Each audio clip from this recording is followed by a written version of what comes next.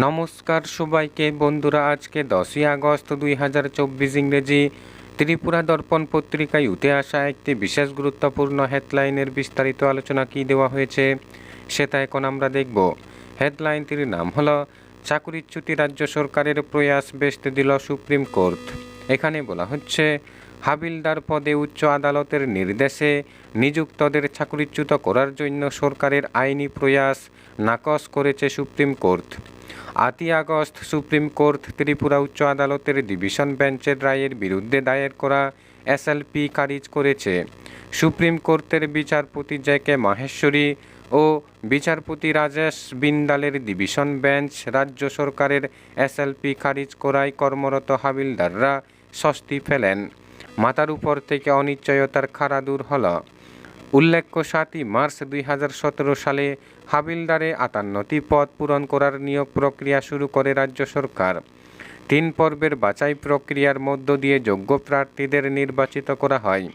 15ই মে 2017 সালে আরক্ষা দপ্তর নির্বাচিতদের তালিকা তৈরি করে নিযুক্তি দেওয়ার জন্য 2018 সালের মার্চ মাসে সরকার বদল হওয়ার পর জোট সরকার নিয়োগ প্রক্রিয়া বাতিল করে। এর বিরুদ্ধে হাবিলদার পদে নির্বাচিত প্রার্থীদের মধ্যে 13 জন রিট মামলা দায়ের করেন।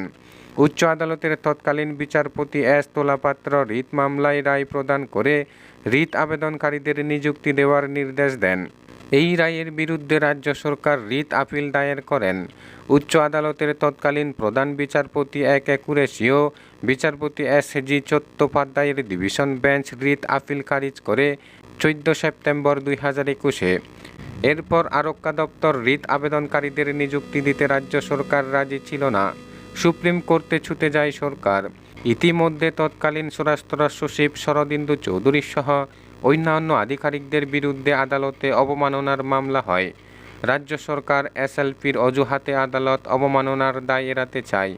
উচ্চ আদালত কড়া অবস্থান নিয়ে জানায়, সুপ্রিম কোর্ট উচ্চ আদালতের রায়ে স্থগিতাদেশ না দিলে রায় অবশ্যই কার্যকর করতে হবে, নইলে শাস্তি এড়ানো যাবে না। সুপ্রিম কোর্ট এসএলপিতে স্থগিতাদেশ দিতে সম্মত হয়নি, ফলে রিট আবেদনকারীদের নিযুক্তি দিতে বাধ্য হয় আরক্ষা দপ্তর। নিযুক্তি এসএলপির ফলাফলের উপর নির্ভরশীল। রিট আবেদনকারীরা 2022 সালের ডিসেম্বরে কাজে যোগ দেন। 8ই আগস্ট এসএলপির চূড়ান্ত শুনানি হয়। সুপ্রিম কোর্ট নিয়োগ প্রক্রিয়া সংক্রান্ত সমস্ত নথি তলব করে। শুনানি শেষে সুপ্রিম কোর্ট এসএলপি খারিজ করেছে 8ই আগস্ট। সম্পূর্ণ বিনা কারণে স্বচ্ছ ও সুস্থ নিয়োগ প্রক্রিয়ার মাধ্যমে নির্বাচিতদের নিয়োগ বঞ্চিত রাখার রাজ্য সরকারের প্রয়াস উচ্চ আদালত ও সুপ্রিম কোর্টে নাকচ হয়েছে।